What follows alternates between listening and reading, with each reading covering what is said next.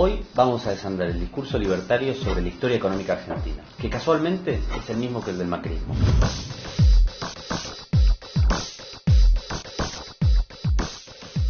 Se puede resumir en varios puntos. En primer lugar, una visión benevolente sobre el pasado agroexportador de la Argentina, aquel modelo en donde exportamos materias primas e importamos productos elaborados. Para los libertarios sería la época de oro de la economía argentina. Argentina, en el siglo XIX, terminó siendo el país más rico del mundo en términos de PIB per cápita. Y todo esto gracias a los principios liberales de Alberdi y a un Estado que supuestamente no interfería en el proceso económico. Esta visión tiene problemas. Ellos toman el PIB per cápita, lo que produce la Argentina en un año debido a la cantidad de habitantes. Pero ojo, si tomamos el ranking de PIB per cápita a nivel mundial actualmente, tenemos países como Luxemburgo, Qatar, es decir, paraísos fiscales, enclaves petroleros. Es un indicador útil, pero hay que usarlo bien porque no es sinónimo de desarrollo económico. Esto nos lleva a un segundo punto, el rol del Estado. Ya sabemos que la riqueza de la Argentina no se distribuía muy bien, pero nos interesa ir a lo siguiente. La forma en que la Argentina se convirtió en el granero del mundo no fue el resultado del libre juego del mercado. El Estado jugó un papel muy importante. ¿Por qué no me sorprende? Primero, el reparto de tierra, la formación de los grandes latifundios, fue el resultado de una política de Estado, de campañas militares, de políticas de colonización.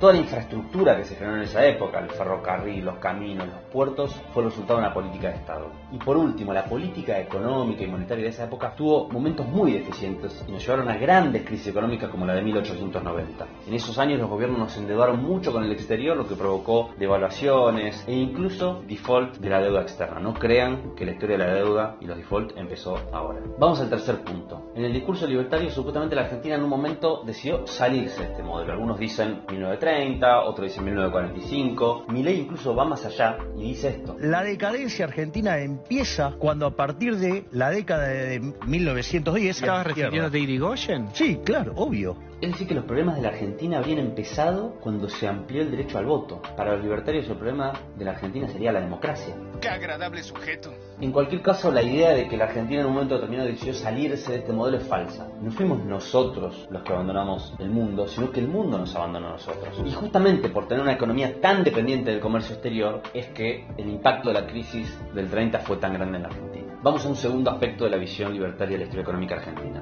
Entre la década del 40 y mediados de los 70, según ellos, había producido la debacle, producto de la construcción del estado de bienestar. En realidad, se debería llamar estado del malestar. 70 años de frustraciones. Es muy curioso que le indignen a esta época todos los problemas de la Argentina y no ofrezcan datos concretos. Veamos por qué. En primer lugar, el estado de bienestar implicó niveles muy altos de crecimiento económico. Entre 1945 y 1975, el promedio de crecimiento económico anual fue de casi 4 puntos al año. En cambio, cuando se desmanteló el estado de bienestar, en los 30 años siguientes, no llegamos ni siquiera al 1% de crecimiento promedio anual. Pero a diferencia del modelo agroexportador, ese crecimiento económico coincidió con una mejora en la distribución del ingreso, lo cual permitió que aumenten los salarios y los ingresos de todas las personas. Por eso, a mediados de los 70, la Argentina logró tener los niveles de desempleo y pobreza más bajos de su historia. En 1975, el desempleo era del 3,7% y la pobreza del 4%. No solamente en términos económicos fue un momento de avance, sino también en términos de derechos civiles y libertades. Durante el gobierno de Perón se sancionó el voto femenino, la gratuidad universitaria, también se avanzó en el sistema público de salud. Durante todos esos años hubo muchos planes de vivienda que permitieron que muchas familias accedan por primera vez a su propia casa y se democratizó el acceso a la tierra, lo cual le permitió acceder a muchos chacareros. Por una cuestión de tiempo y para enfocarme en lo económico, no voy a hacer referencia a los durísimos y tristes hechos políticos de esta época, golpe de Estado, etcétera, que seguramente ustedes ya conocen. Pero en términos de la estructura económica argentina, es muy evidente que hacia mediados de la década del 70 la Argentina estaba mucho más desarrollada que 30 o 40 años antes. Y esto fue posible por un Estado que asumió un rol planificador del desarrollo económico. ¿Coincidencia? ¡No lo creo! Muchas veces se dice que la Argentina está en una decadencia hace 40, 45 años. Y es cierto, porque con la dictadura del 76 cambió drásticamente la política económica. El diagnóstico de Martínez de Oz, el ministro de Economía de la dictadura, era que la Argentina tenía un Estado demasiado grande, un déficit fiscal descontrolado financiado con la emisión monetaria y que además estábamos totalmente aislados del mundo. Hemos dado vuelta una hoja del intervencionismo estatizante y agobiante. ¿Es una familiar esta explicación? Con el objetivo declarado de bajar la inflación y alentar el crecimiento económico, se hizo una reforma financiera que liberalizó las tasas de interés, la entrada y salida de capitales, la orientación del crédito y las entidades financieras, se desreguló la actividad de las empresas extranjeras, se liberalizó el comercio exterior, todas políticas que los libertarios y también los macristas promueven y apoyan. ¿Y el resultado cuál fue? De los 8 años de la dictadura, 4 fueron de recesión.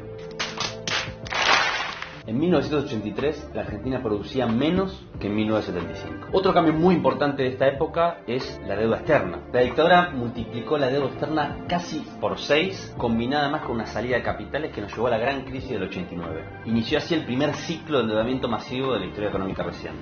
Después, en la década de los 90, volvimos a un segundo ciclo de endeudamiento con fuga de capitales que nos llevó a la gran crisis del 2001. Y finalmente, en tercer lugar, el macrismo otra vez nos llevó al tercer ciclo de endeudamiento con fuga de capitales que nos llevó a la gran crisis del 2018. Pero de golpe pasaron cosas. Y encima trajo nuevamente al Fondo Monetario Internacional que nos habíamos sacado encima en el gobierno de Néstor Kirchner allá en el 2006. ¡Basta la deuda externa! Es decir, 3 veces nos pasó lo mismo en los últimos 45 años. Sobreendeudamiento, desregulación y fuga de capitales. En la década de los 90, además de todo esto, privatizaron prácticamente todas las empresas públicas. Este es un punto muy importante. La decadencia argentina empezó hace 45 años. Ellos dicen que la mayor parte de ese tiempo la gobernó el peronismo. Pero ojo, durante el menemismo, las políticas que se implementaron, incluso en sus versiones más extremas, fueron las que proponen ellos. Tanto es así que ellos mismos reivindican esa experiencia. El doctor Menem ha sido el mejor presidente de la historia argentina. Expresidente Menem. El gran transformador. Desde el inicio de la convertibilidad hasta su caída, el desempleo aumentó del 6,5 al 24,3 y la pobreza pasó del 21 al 54,3. Por lo tanto, en los últimos 45 años, la mayoría de los gobiernos aplicaron políticas neoliberales.